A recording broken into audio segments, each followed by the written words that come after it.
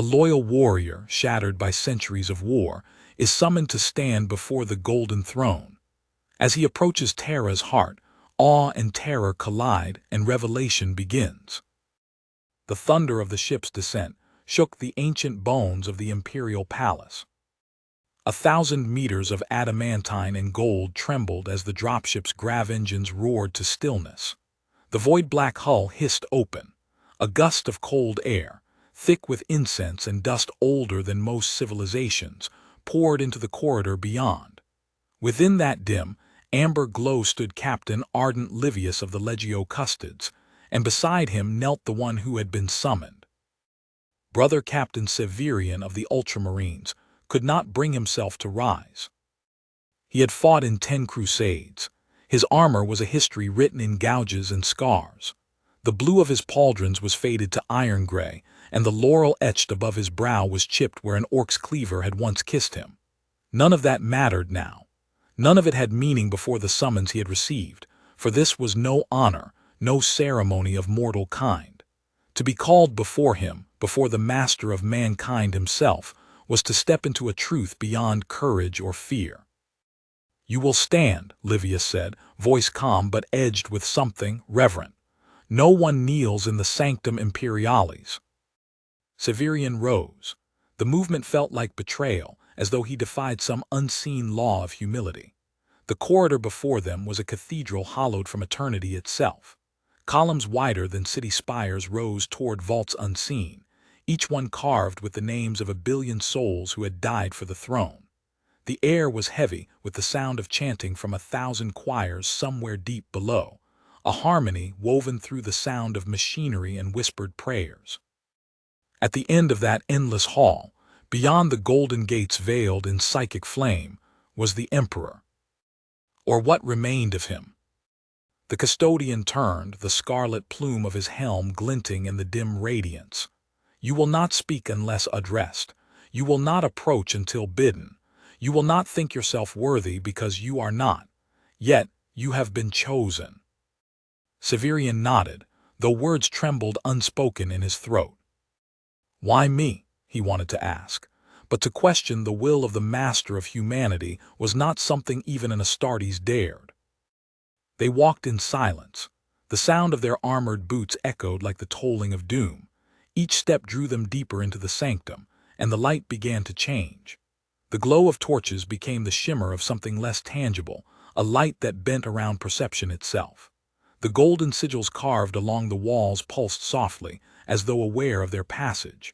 And somewhere within that glow, Severian felt it, the faint brush of a will so vast it made the galaxy itself seem small. It wasn't sight or sound or touch, it was presence. Something ancient, unending, burning beyond understanding. Something that saw him, truly saw him, down to the first lie he had ever told, the first fear he had ever hidden.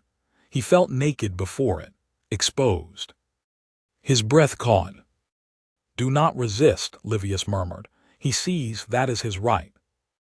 They passed statues whose faces were lost in shadow, primarchs, perhaps, or saints whose names were erased from history. At their feet lay relics, broken weapons, shattered banners, fragments of what once conquered galaxies. All of it was offered here before the throne. It was not a hall of glory, it was a mausoleum of sacrifice. When they reached the final gate, Livius halted. 2 more custodians waited, their halberds crossed, golden masks impassive. Their armor shimmered faintly with psychic wards that made the air hum.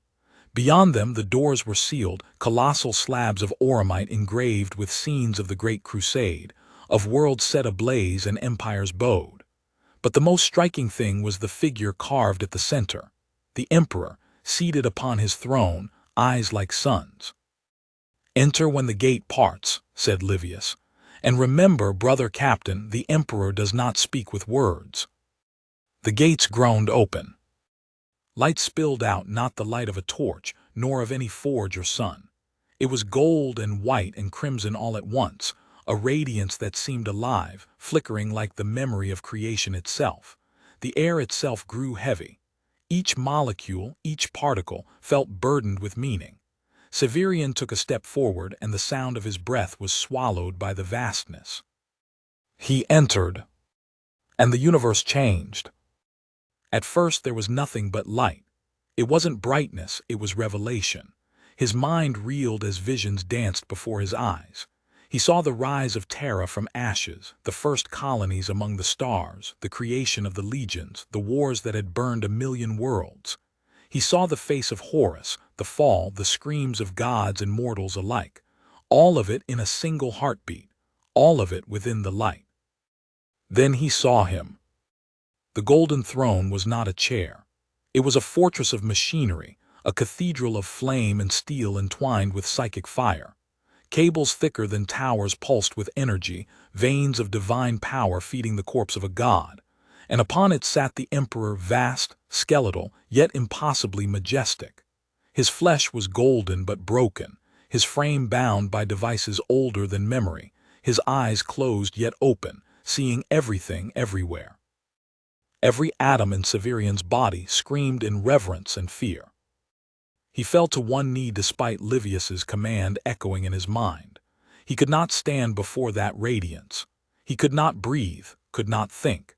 Every emotion he had ever known was stripped away and replaced by one overwhelming truth, that here sat the center of all things, the still point around which existence turned.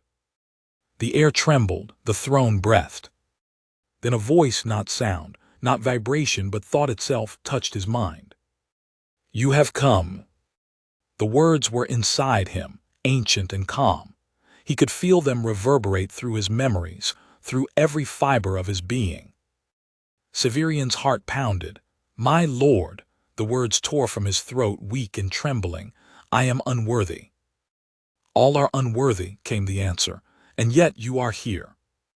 The psychic pressure intensified. Visions bloomed again, images of his battles, of comrades fallen, of moments of hesitation he had long buried.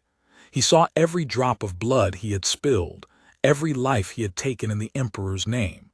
And through it all, a single question resonated. "Why do you fight?" "I fight for you," Severian whispered. Silence, then the voice again, deeper, sorrowful.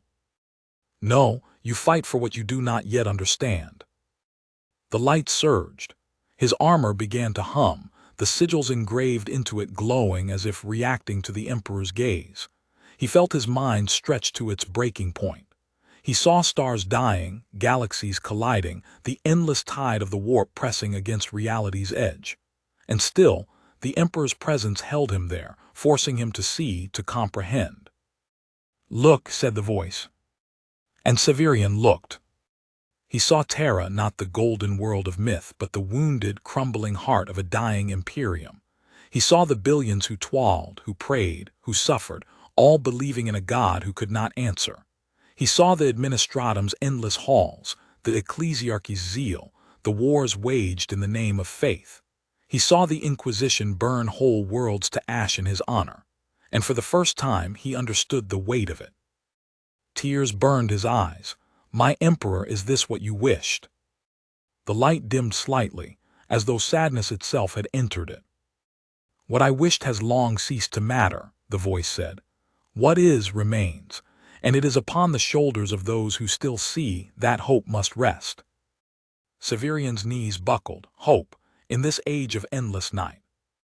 But before he could form the thought, he felt the Emperor's will wrap around him, not harshly, but like a storm carrying a single leaf. He was lifted, drawn closer to the throne.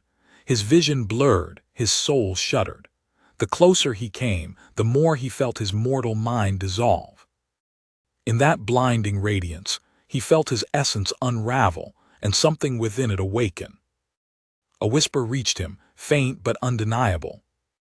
Not from the Emperor, from within himself. "Remember who you are." Then everything went white. There was no waking from it, no sense of dream or reality dividing one from the other. When Brother Captain Severian's eyes opened, there was only silence and light, not the divine brilliance of the throne's chamber, but a pale, mournful glow that seemed to seep from the air itself. He was standing, though he could not remember standing up. The world around him was not Terra. It was a plane of shifting light and shadow, the edges of existence rippling like water.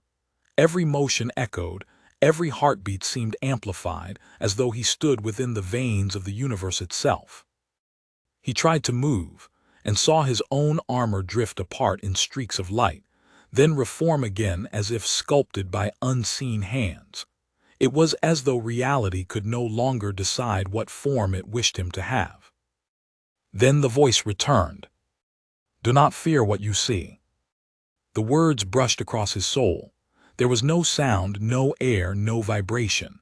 It was thought speaking to thought, a whisper that bypassed flesh entirely. "Lord," Severian murmured. His own voice sounded strange, distant, half absorbed by the light. "Am I dead?" "Death has not claimed you. You are between." "Between what?" "What you are and what you may yet become." The glow shifted. Forms began to emerge from the haze, fragments of memory suspended in eternity. There was Calth's burning skies, the siege of Baal, the shattered moon of Vigilus. He saw himself there, fighting, killing, bleeding. He saw the faces of brothers who had died beside him, Cassion, Varro, Tyron. Each face flickered with sorrow, then dissolved like smoke. "You show me my failures," Severian said, voice trembling. "No," the Emperor replied. "I show you what it means to serve." The light condensed, forming around him like a chamber without walls. Across from him, a shape coalesced, human, radiant, draped in cloth that shimmered like starlight. It had no distinct features, yet Severian knew.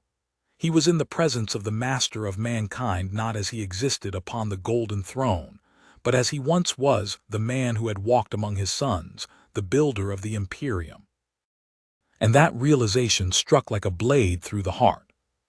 For the first time since the great rift tore the galaxy, Severian felt something resembling peace. He knelt. "My Emperor, I am not worthy to stand before you, yet you have called me. Tell me why." The light pulsed gently. "Because you still ask that question. I don't understand. So many of my sons no longer wonder why they fight. They obey, they destroy, they endure, but they no longer question. The galaxy burns because obedience without reflection breeds monsters." Severian hesitated. "But obedience is all we have left. Without it, the Imperium would collapse." "And what then remains if it survives only as shadow and cruelty?" The words shook him. He felt the weight of every order he had ever given, every bombardment, every extermination, every planetary purge. All done in faith, all done for the throne. And now that faith trembled. "Are you saying," he began carefully, "that the Imperium has lost its way?" The Emperor's form seemed to flicker, as though sorrow itself bent the light. "I am saying that the Imperium has become what it was made to resist. You see, my son, when I spoke of unity, it was not meant to bind men in fear, but to raise them beyond it." "But the chaos gods?" "Existence itself is shaped by will. They are born of mankind's own excesses, fear, rage, desire, deceit. They feed on what mortals give them, but even they are not what you should fear most." "What could be worse than the warp?" "Despair." The word echoed. It lingered heavy and cold. Severian's hand tightened around his bolter's grip, though the weapon was not truly there, only the idea of it. Despair. When mankind ceases to believe that it can be more than this, when it accepts that the endless war is the only truth, then even I cannot save it. That is the death of the soul. The vision shifted again. Terra unfolded before him, not as it was, but as it might have been. A world reborn, the sky free of pollution, oceans blue, towers of light instead of stone. Humanity walking without fear, the Emperor walking among them. It was breathtaking, it was impossible. And then, as suddenly as it came, it was gone, replaced by the real Terra, the decaying hive, the ash-choked skies. "You see," the Emperor's voice asked softly, "even now you mourn what you have never known." Severian's throat tightened. "I fight to protect this dream, my lord. Even if it is lost, I will carry its memory. And that is why I chose you." The light trembled again, a resonance passing through the void. The golden figure began to dissolve, scattering into threads of power that wrapped around Severian. He felt his consciousness stretch, and suddenly he was elsewhere. He stood upon a battlefield, the sky torn by fire. The banners of the Imperium were broken, half buried in the mud. The dead lay thick: guardsmen, Astartes, Xenos. Among them he saw himself, older, scarred, his armor split and blackened. He watched that future self kneel beside a wounded sister of battle. Her lips moved in prayer, whispering a litany to the Emperor. The air shimmered with warplight. Something vast and hungry was coming. Yet the future Severian did not flee. He pressed his blood-soaked gauntlet to her chest and said, "Even if he is silent, he hears you." The memory ended. The Emperor's presence whispered through him again. "That moment has not yet come, but you will remember it when it does." Severian trembled. "What are you showing me?" "The price of faith, the burden of truth." The scene around him shattered. He was back within the throne room, or what remained of it. The great machine loomed once more, wreathed in its halo of psychic flame. But now he felt every pulse of its power, every scream of the 10,000 psychers who fed its fire. The magnitude of the sacrifice struck him like a storm. He fell to his knees again, tears burning through the dust on his faceplate. "They die for you. Every moment they burn so you may live. Why must it be so?" "Because it was the only way to hold back the tide." "Then the price is too high." Silence, a silence so deep it threatened to break him. "You speak with the heart of one who still feels. Do not lose that." "But what can I do? I am one warrior. The Imperium is vast." "Hope begins as a whisper. A single flame can survive the night. Carry that flame. That is all I ask." The throne flared once more. He felt the psychic fire lick at the edges of his soul. He thought he might die then, that no mortal could bear such proximity to divinity. But instead of destruction, he felt something pour into him, understanding. Not of everything, that would be madness, but of purpose. He understood the Emperor's pain, the endless vigilance, the burden of being both god and prisoner. He felt the loneliness of a being who could no longer touch the world he had created. And in that moment, Severian's faith became something deeper than obedience. It became compassion. The vision darkened. A shadow spread across the chamber, vast, shapeless, wrong. The golden light faltered as tendrils of cold seeped through the air. Severian's instincts screamed. He knew that presence. He had felt it across the galaxy, whispering through cultists, twisting dreams. Chaos. The throne flared violently, psychic energy cascading like a storm. The darkness recoiled but did not vanish. It laughed, a soundless mockery that rippled through the air. Severian drew his sword, though he knew it was useless against what he faced. Still, he raised it. "What is this?" "A reminder," the Emperor said, his voice strained.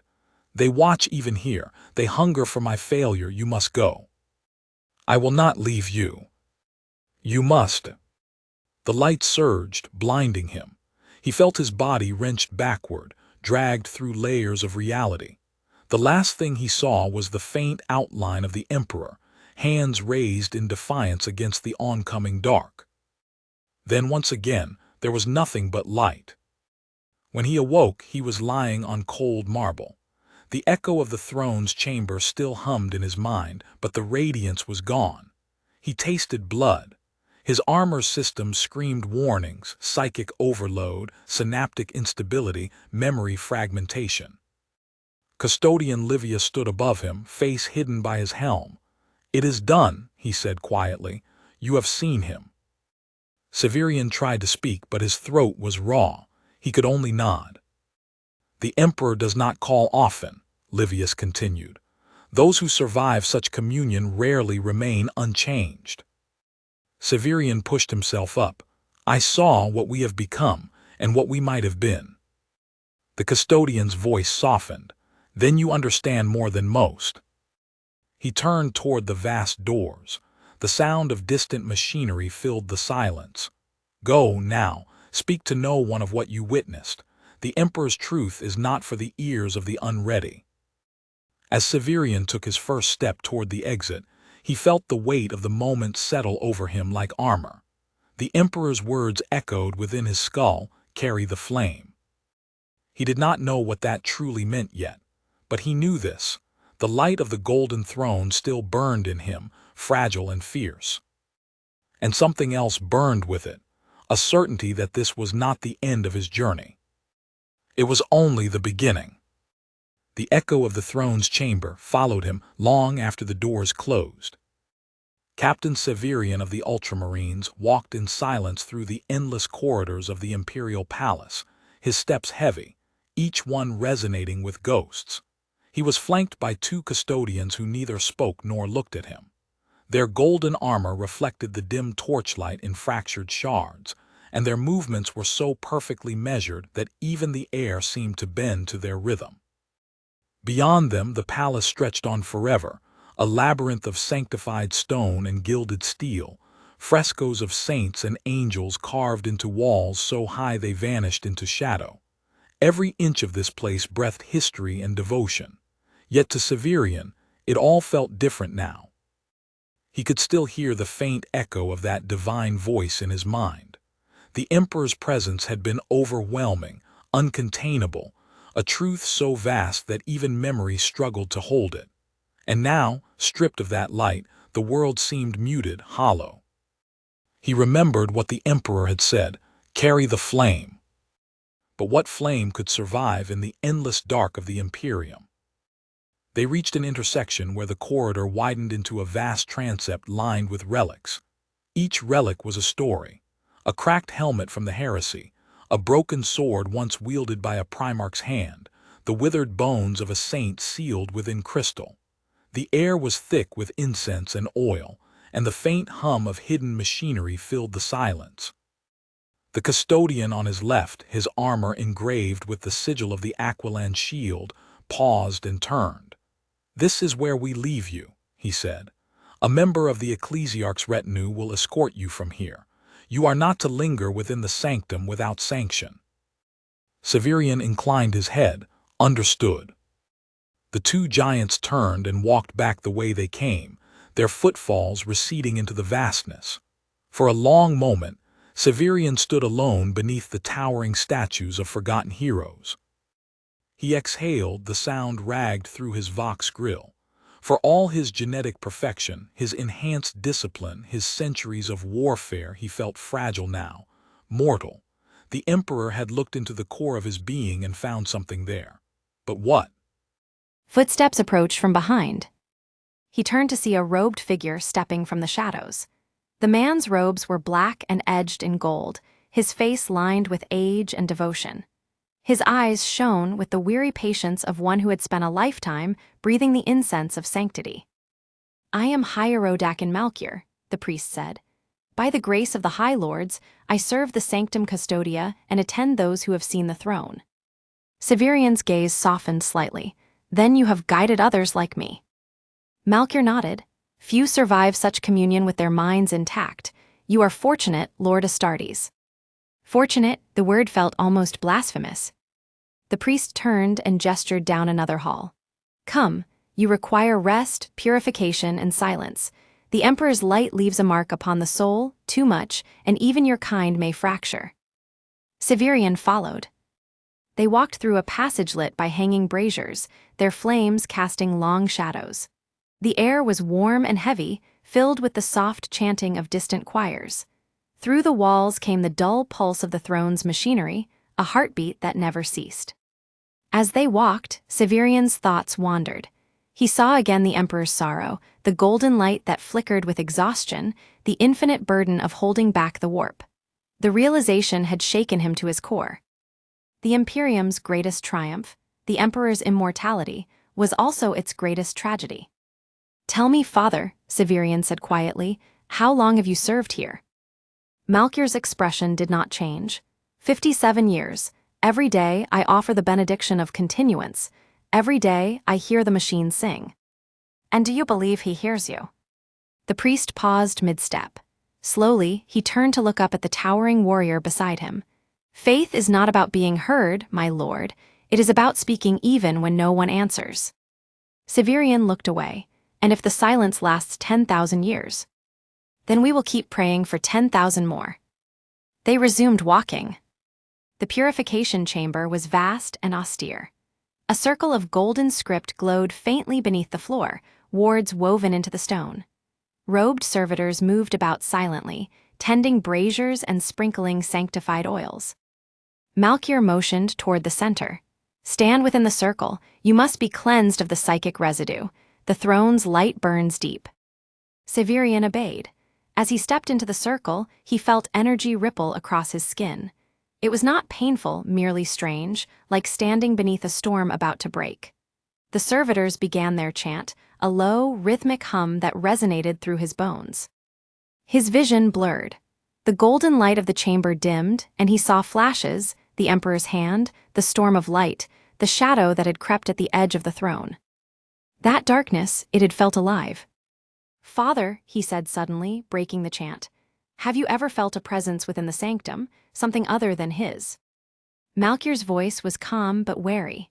There are always presences, my lord. The warp presses against these walls, but the Emperor's will protect us. No, Severian pressed. This was different, it watched. The priest's brow furrowed. Many who gaze upon his light perceive echoes of the enemy.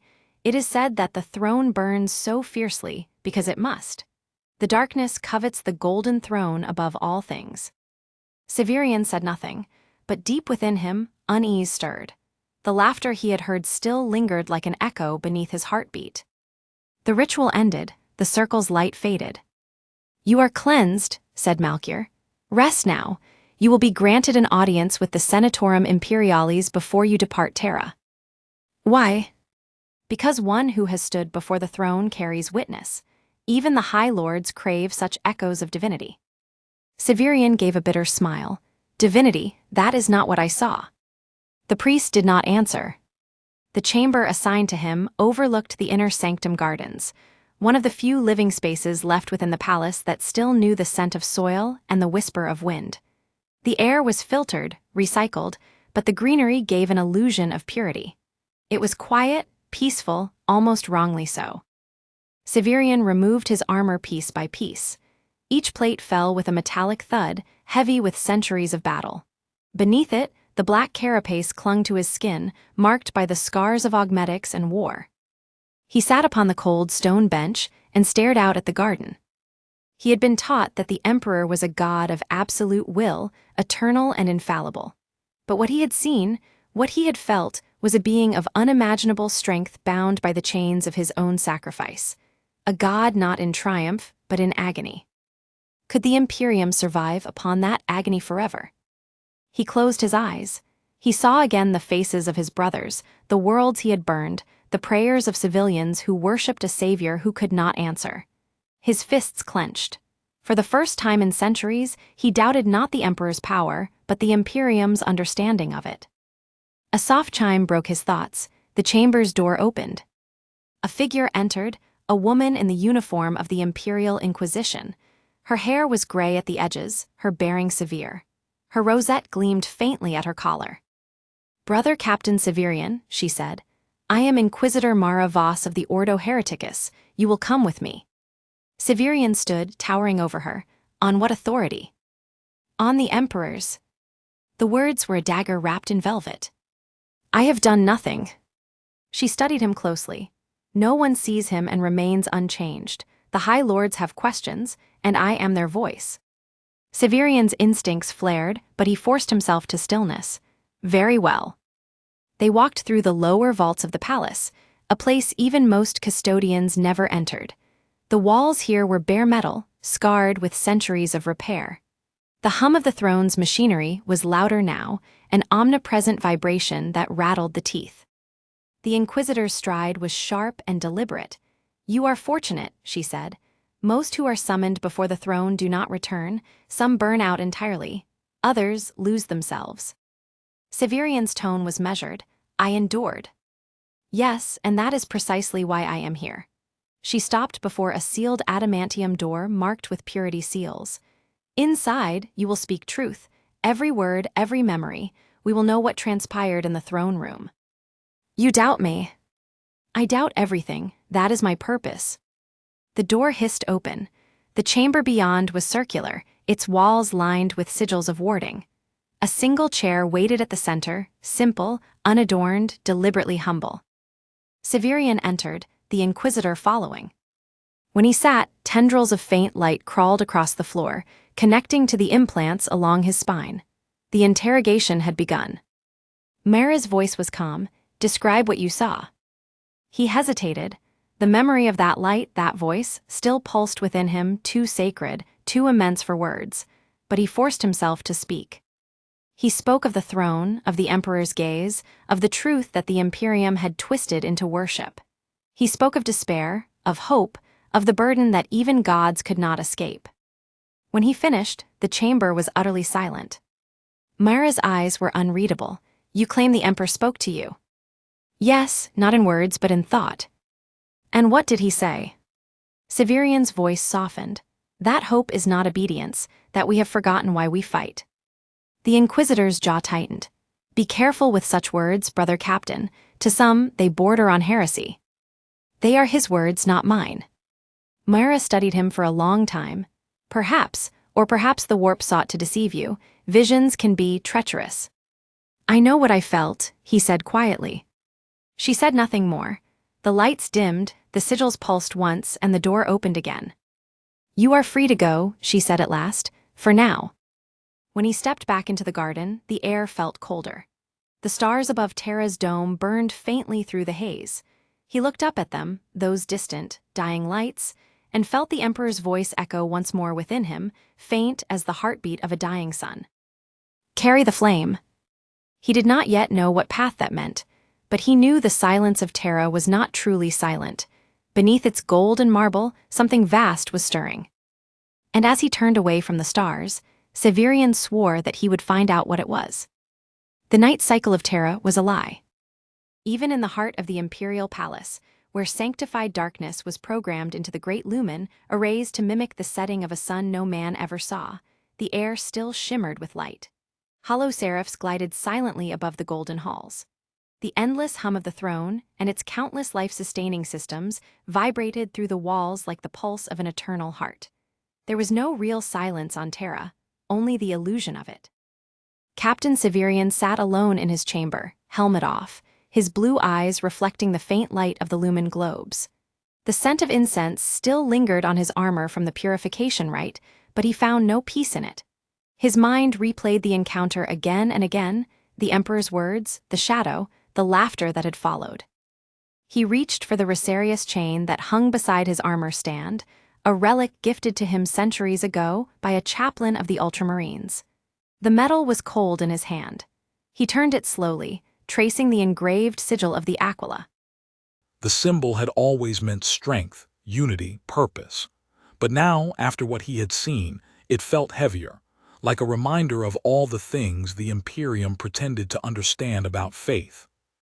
A faint knock broke the quiet. Enter, he said, voice low.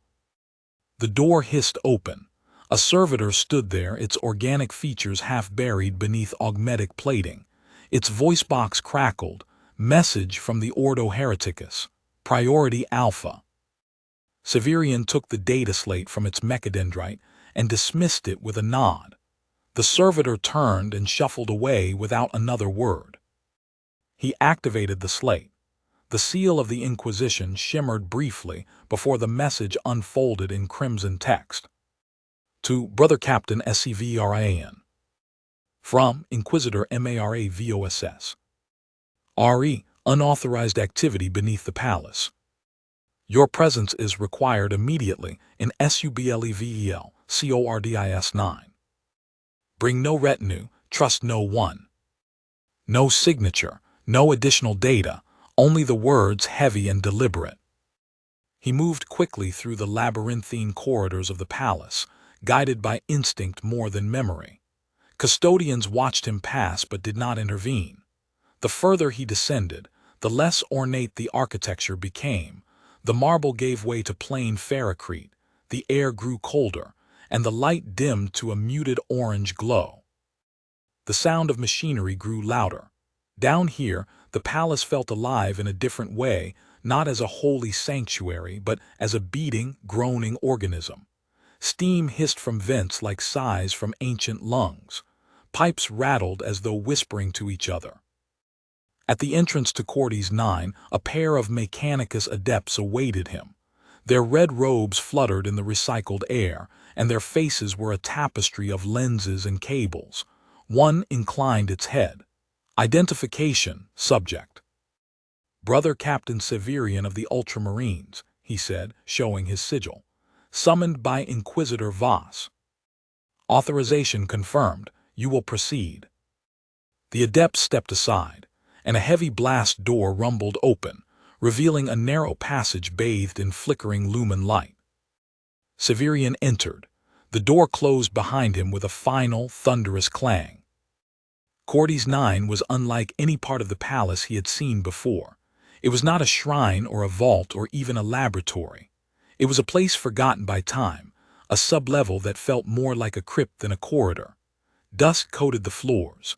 The air smelled of oil, ozone, and decay.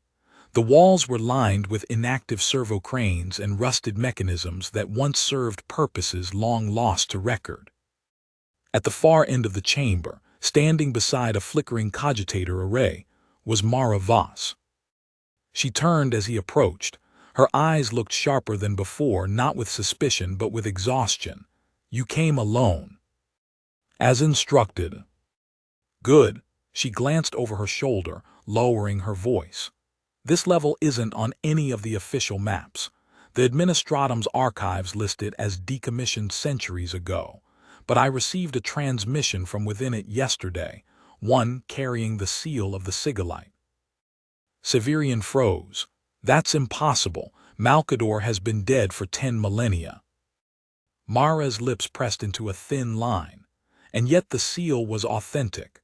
Vox data, encrypted with pre-heresy protocols no modern cipher can reproduce.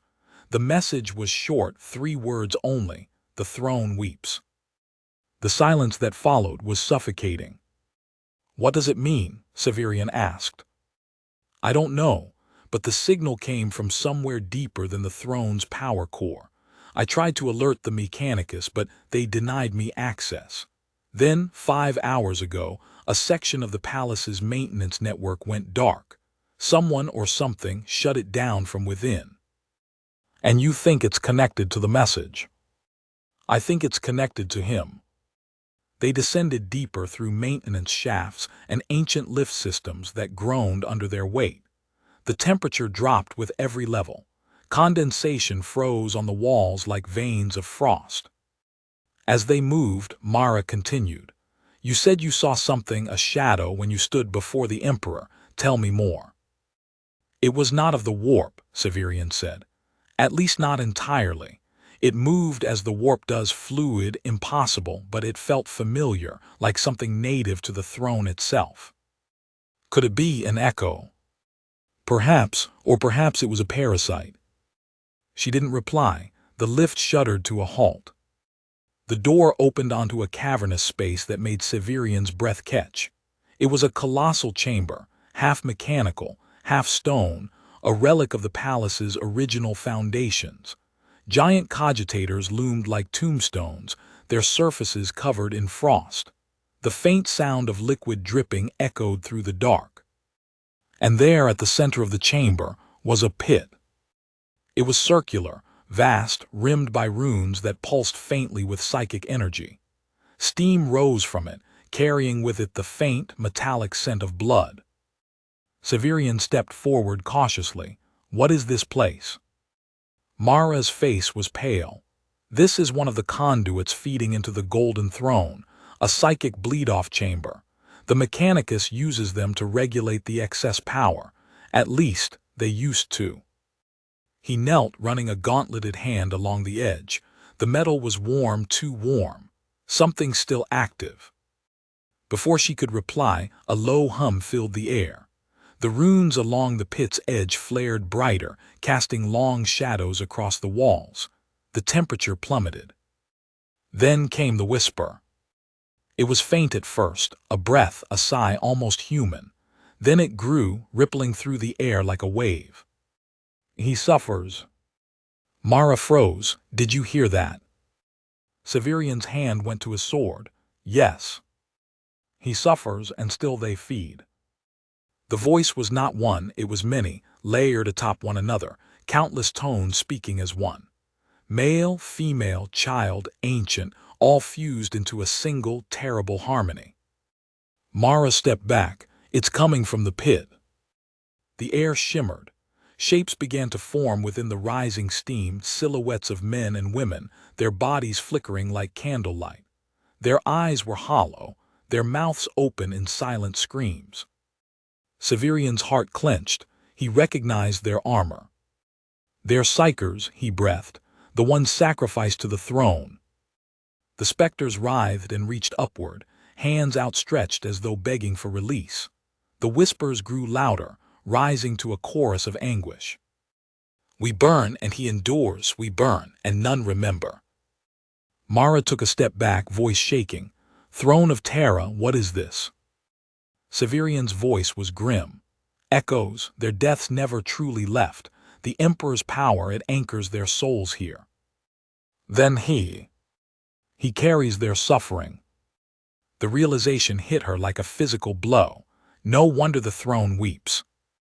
The chamber began to tremble. The runes along the pit's edge flared crimson. A new voice joined the chorus, deeper, colder, other. You see it now. Severian's sword ignited with a crackle of blue light. Show yourself. The pit boiled with energy. A shape rose from it, vast, shifting, cloaked in tendrils of smoke. It bore no single form. At times it seemed human, at times monstrous.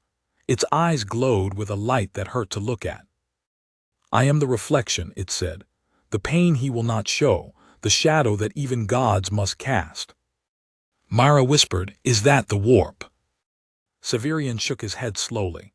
No, it's him, or what remains of him within the machine. The shadow tilted its head. You misunderstand. I am what he cannot purge. I am the suffering of 1,000,000 souls bound to his will. I am the cost of eternity. Lies, Severian said through clenched teeth. The Emperor would not allow such corruption. And yet here you stand, hearing it. The shadows lunged. Tendrils of psychic energy lashed out, striking the ground around them. The floor cracked. Machinery exploded in showers of sparks. Severian moved instantly, stepping in front of Mara, sword raised. Stay behind me. He swung the blade, cleaving through one of the tendrils, severing it in a burst of psychic discharge. The air screamed as though alive. Mara fell to her knees, clutching her temples. It's in my mind. The voices surged, overlapping, deafening. He suffers, he suffers. Severian's armor systems flared with warning sigils. His vision blurred, but he forced his focus through sheer will. Emperor, guide me. He drove his blade into the ground. Blue light exploded outward, a shockwave of psychic energy that shredded the shadow's form. The screams cut off abruptly, leaving only the echo of his own breathing. When the light faded, the chamber was still. The pit was silent again, the runes dim. Mara collapsed against the wall, trembling. What was that? Severian looked into the pit. The steam had cleared, revealing only darkness. A wound, he said quietly. A wound that never heals. He turned to her. This must never be spoken of. Mara nodded weakly. Agreed. But as they turned to leave, Severian heard one last whisper, faint, almost loving. He knows you now, bearer of his flame. He froze, heart hammering. Mara looked back. What is it? Nothing, he said, though his voice betrayed him. They left the chamber in silence. As they ascended through the maintenance levels, Severian's mind churned. The vision of that shadow haunted him. Could it be true? Could the Emperor's sacrifice have birthed something within the machine, a fragment of his pain, alive and aware? If so, then the throne was not just a prison, it was a battlefield. When they reached the surface again, the first artificial dawn of Terra was breaking, light filtering through the golden haze of the palace's upper spires. Mara stopped at a junction. What happens now? We find the truth, Severian said, before it finds us. But deep within the palace, beneath the throne itself, something stirred in the dark. The pit of Cordy's Nine glowed faintly once more, and from its depths came a single, echoing heartbeat, slow, heavy, defiant. The days that followed blurred together, each one suffused with an unease that would not dissipate. The palace was not the same anymore, at least, not to Captain Severian's eyes. Every corridor seemed narrower, every lumen dimmer, every statue of the Emperor's glory somehow more watchful. He could not shake the echo of that whisper from his mind. He knows you now, bearer of his flame. He had fought demons, seen the horrors of the warp, endured visions meant to break even the strongest of Astartes. But this was different. The thing he had felt beneath the palace had not been a demon, nor the delusion of a tortured mind. It was something real, something older than the machinery that sustained Terra's beating heart. And it had spoken in the voice of countless dead. Inquisitor Mara Voss had vanished the following day, her clearance codes deactivated, her quarters sealed by the Ordo Hereticus. Officially, her name no longer existed in the imperial registers. It was as though she had been erased from time itself. Severian had expected it. The Inquisition did not tolerate those who dug too deep, but her disappearance felt personal. It was as though she had been silenced not by man, but by something far greater. He had wanted to search for her, but instead he was summoned again, this time by a name whispered only among the highest ranks of the Adeptus Mechanicus, Magos Dominus Hestarakin, custodian of the throne's machine systems. The summons was brief, come alone, sublevel Theta. Severian obeyed. The descent into the throne's lower sanctums was unlike anything he had ever experienced. Custodians escorted him this time, silent as statues, their halberds gleaming with gold and black runes. They did not speak, and he did not ask.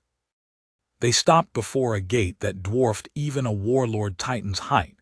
Runes of protection and authority covered its surface. A Mechanicus sigil glowed faintly at its heart. Without a word, the custodians turned and left. The gate opened. Beyond it was a chamber vast enough to contain a city. Gigantic pistons rose and fell like the lungs of a sleeping god. Rivulets of molten gold streamed through translucent channels, and great cogitator towers pulsed with light like neurons in a divine brain. Severian felt the heat immediately, suffocating, heavy. It was the heat of creation itself. And there, at the center of it all, stood Magos Hestarakin. She was more machine than woman, her form encased in a lattice of golden brass and living steel. Dozens of mechadendrites fanned out behind her like wings, each tipped with sensors and mechanical claws. Her face was a mask of serene calculation, half flesh, half blessed metal. "Brother Captain," she said in a voice like chimes and thunder, "I have been expecting you." Severian bowed his head slightly. "You know of me." "I know of all who have stood before him," she said, approaching on silent mechanical limbs. "Few emerge unchanged, fewer still are called back." Her words sent a chill through him. "You know what happened in Cordy's Nine." "I know enough," she said. Inquisitor Voss was misguided. Her curiosity threatened the sanctity of the throne. She has been corrected. Severian clenched his jaw. "You mean silenced." "She was preserved," Hestara corrected. "Her essence is now part of the throne's memory, absorbed into the machine that guards humanity's future." He stared at her, unable to decide whether she was lying or telling a truth far more horrifying than any deceit. "What do you want from me?" he asked. "To understand what he showed you," she said. "The Emperor communicates rarely now, even through his most faithful, but when he does, it must be interpreted correctly. You were marked." The word hung in the air like an accusation. Marked. He thought of the whisper, the shadow, the pain he had felt in his bones since that encounter. What kind of mark? One of remembrance, she said. The throne has been active for 10 millennia, consuming thousands of psychers every day. Yet even the machine god cannot endlessly devour without consequence. There is accumulation, psychic sediment, memory, suffering. It festers, it learns. You mean it's alive? She regarded him silently. Alive is not the word we would use. Then what would you call it? A mind, she said simply. A soul of machinery and agony intertwined. A chorus of everything that has ever died to keep the Emperor breathing. Some within the Mechanicus call it the Omnissiah's echo. Others. Her voice lowered. Others call it the false machine. A shudder ran through the chamber. The enormous piston slowed, and the light dimmed to a deep crimson. The air vibrated with a strange resonance. Hestara turned sharply. It listens. What does? She gestured to the walls. The throne's subminds. They monitor all energy exchanges, every flicker of psychic fluctuation. When you speak of him, it hears. The elevator's ascent was endless. Brother Captain Severian stood unmoving as the platform climbed through the ancient arteries of the imperial palace. Around him, the lift's walls were alive with faint symbols, psalms of protection, scrawled by tech priests countless centuries ago. Their light pulsed in rhythm with the thrum of distant engines, a heartbeat echoing through stone and steel alike. He could still feel it, that aftertaste of divinity and despair, the imprint of the Emperor's voice blazing in his mind like a second sun. The visions had not faded when he woke from the blast in the throne's core. They had intensified. The faces of the sacrificed, the shimmering gold, the infinite sorrow of a god who could neither live nor die. It all pressed behind his eyes, searing itself into the memory of his soul. He had spoken to the Emperor himself. And yet, in that moment of impossible communion, he had also seen something else, something that did not belong in light. The false machine's words echoed inside him. And when he falls, who will carry the pain then? The thought refused to die. The lift slowed, stopping before a gate of beaten gold. Custodians stood waiting beyond it, motionless and silent. They did not ask questions. Their faces were hidden behind masks of unyielding perfection. One of them, his armor engraved with the markings of the tribune custodes, stepped forward. Brother Captain Severian, the regent commands your presence. Severian's heart quickened. The regent, Robot Guilliman. The gate opened. The hall of the High Lords of Terra was vast, its ceiling lost to the shadows of its own grandeur. Great banners hung like memories from the rafters, bearing the sigils of 1,000 worlds loyal to the Imperium. In the center, the Lord Commander of the Imperium stood alone, his armor gleaming with pale blue light, the sword of the Emperor resting at his side. Guilliman turned as Severian approached.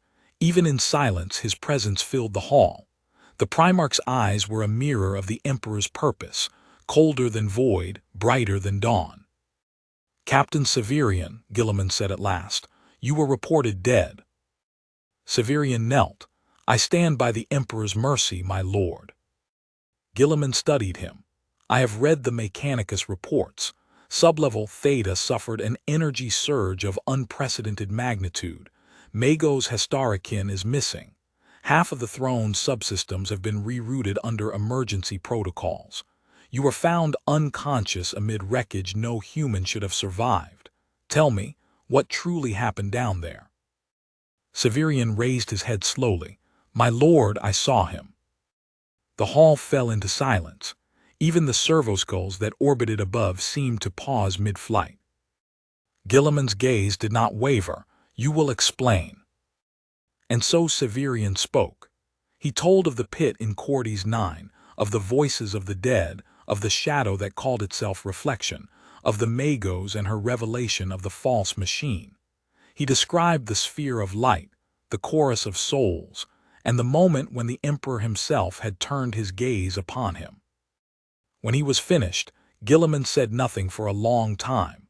The Primarch stood motionless, as though listening to something Severian could not hear. Finally he spoke. "You have seen what no mortal should. You have touched the divine machinery of our father's prison, and you have lived." Severian bowed his head. "If I had died there, my lord, I would have considered it an honor." Gilliman's tone softened, though only slightly. "You misunderstand. Death would have been easier. Living after witnessing such truth is the harder burden." He turned toward the grand window behind him. Through its crystal panes lay the impossible sprawl of Terra, endless cities, lights like stars upon the crust of the dying world. "I too have stood before the throne, brother," Gilliman said quietly. "I too have seen him, not as he was, but as he endures. And what you saw, I fear, was no illusion." Severian rose, his pulse pounding. "Then it's true, the throne, it's alive." Gilliman did not answer at first.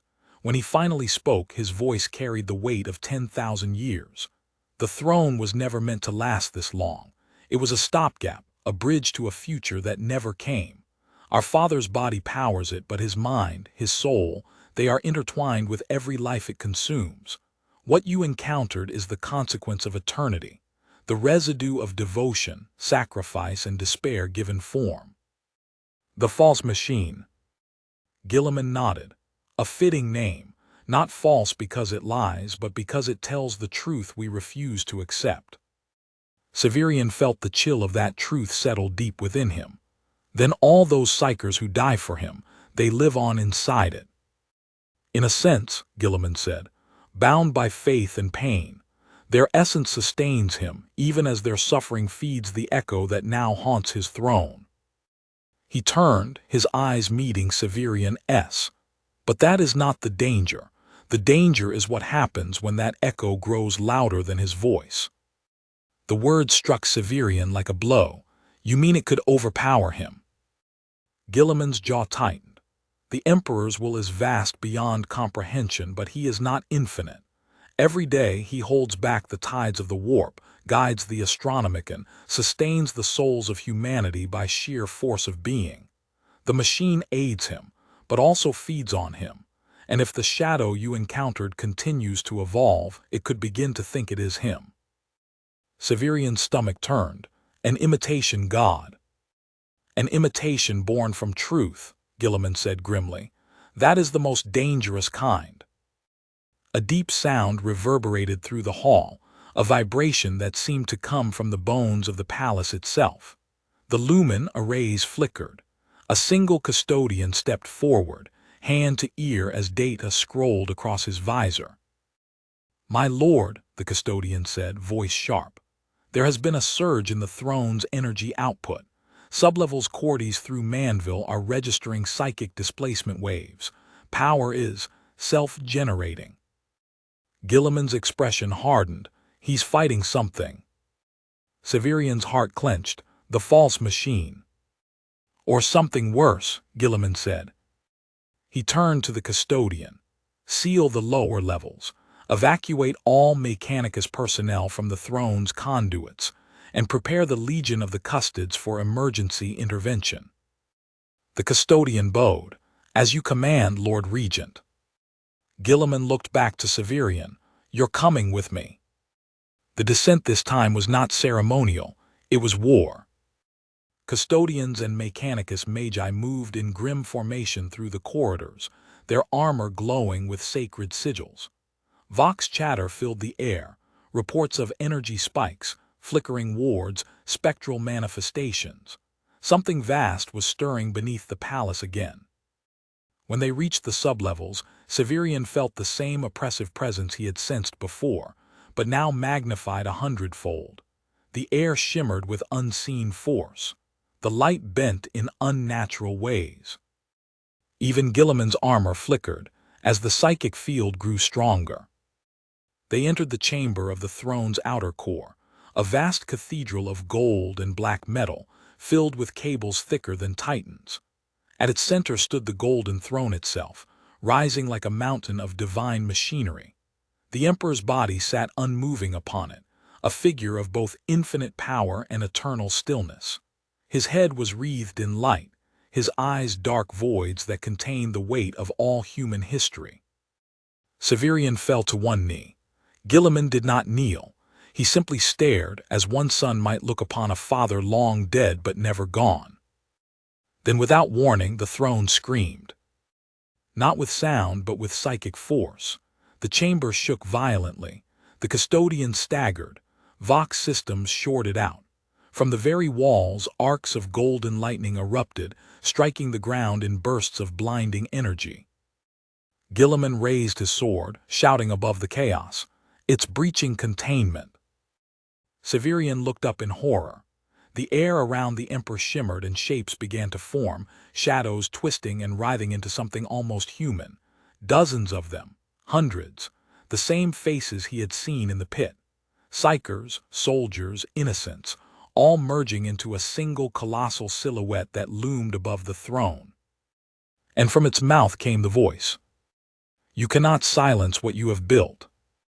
Gilliman's face hardened. "So it speaks." "I am your father's sorrow," the voice boomed. "I am every death you gave him to keep your light alive.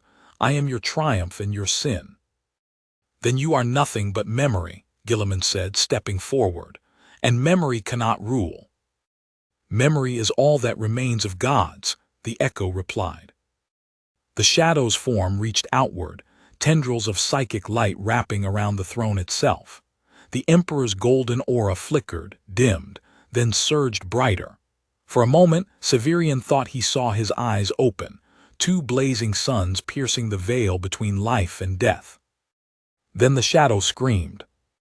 The blast that followed hurled everyone to the ground. Custodians burned away like paper. The air turned to fire. The world dissolved into raw psychic brilliance. Severian awoke lying against the shattered marble of the chamber floor. The air was filled with golden ash. Gilliman stood before the throne, his armor cracked, smoke rising from his shoulders. The shadow was gone. The Emperor still sat unmoving, but the light surrounding him had changed. It no longer burned with steady gold. It flickered, softer now, almost human. Gilliman turned as Severian staggered to his feet. "It's done. The echo is gone." Severian's voice was raw, destroyed. Gilliman shook his head slowly. "No, integrated." He took it back. Every fragment of pain, every echo of suffering, it was never separate from him. It was his burden all along. He looked up at the throne, and for a moment even the Primarch's voice trembled. "Do you understand, Captain? The Emperor doesn't rule by power. He rules by sacrifice. Every day he dies for humanity and endures it again.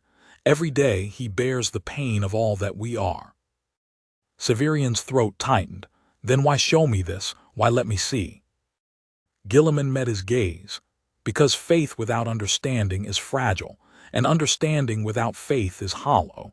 You saw because you needed to know that his suffering is not weakness. It is love." The word hung in the air, strange and sacred. In the silence that followed, Severian stepped closer to the throne. The Emperor's body was still lifeless, but the light that surrounded him pulsed faintly, like the heartbeat of a sleeping god. He could feel it again, the warmth, the impossible presence that filled every space of his being. He knelt. "My lord, forgive my doubt." And for a fleeting moment, he thought he heard a whisper in return, not in his mind but in his soul. "Stand, my son, there is still work to be done." Tears filled his eyes. He rose, his resolve reforged. Hours later, when the halls of the palace had quieted, Severian found himself standing alone on the balcony overlooking Terra. The sky was heavy with ash and light.